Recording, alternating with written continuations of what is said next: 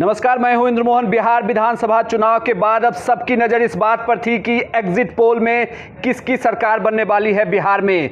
Axis माई India का exit poll क्या कहता है? क्या एक बार फिर से नीतीश कुमार सत्ता में वापस आने जा रहे हैं या तेजस्वी यादव की सरकार बन रही है, महागठबंधन की सरकार बन रही है या चिराग पासवान यहां सेंधमारी करेंगे? नजर इस पर भी थी कि सीमांचल में क्या ओवैसी कोई कमाल दिखा पाएंगे या पप्पू यादव या उपेंद्र कुशवाहा की जो पार्टियां हैं, जो गठबंधन है, वो इस विधानसभा चुनाव में कुछ सेंधमारी करने वाली है। तो आपको बता दूं, एक्सिस माई इंडिया का एग्जिट पोल आ गया है और इस एग्जिट पोल के अनुसार बिहार में एक गठबंधन को कंप्लीट मेजॉरिटी है, यानी कि पूर्ण बहुमत की सरकार बनने जा रही है। जो ये बातें कही जा रही थी कि हंग असेंबली हो सकती है, तो ये एग्जिट पोल इसको नकार रहा है। इस एग्जिट पोल की विश्वसनीयता इस बात से भी मापी जा सकती है कि अभी तक जितने भी एग्जिट पोल हुए वो करेक्ट हुए और इसका सैंपल साइज बहुत बड़ा है। इस वजह से जो एग्जिट पोल सामने आया है और जो सीटों की संख्या है उसके अनुसार एनडीए को सिर्फ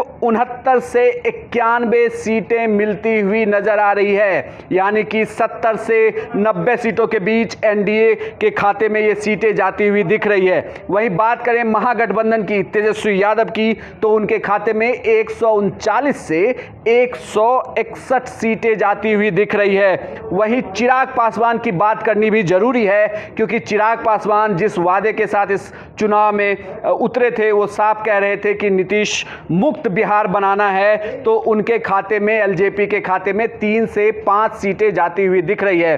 तो माई इंडिया का जो एग्जिट पोल है वो क्लियर कट महागठबंधन की विक्ट्री बता रहा है। बिहार में तेजस्वी यादव की अगली सरकार बनने वाली है।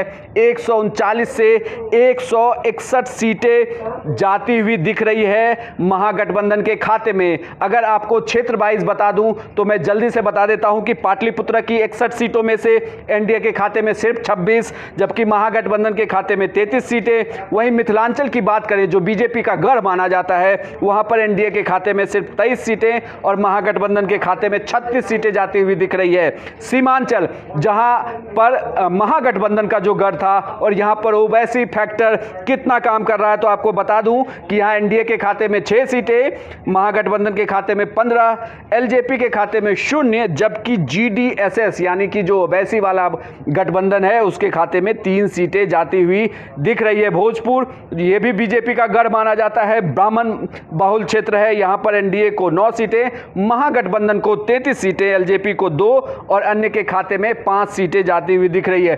कोसी के क्षेत्र में भी नुकसान एनडीए को है। तो कुल मिलाकर देखें तो एक्सिस माई इंडिया का पोल यह बताता है कि क्लियर कट मेजॉरिटी से बिहार में तेजस्वी यादव की सरकार बनती दिख रही है। लगातार बिहार तक आपको हर एक एग्जिट पोल के बारे में बता रहे हैं हम, लगातार आपको एग्जिट पोल भी दिखा रहे हैं कि बिहार में किसकी सरकार बन रही है। चुनाव परिणाम 10 तारीख को आएंगे, तब भी सबसे तेज और सबसे विश्वसनीय नतीजे सिर्फ बिहार तक पर।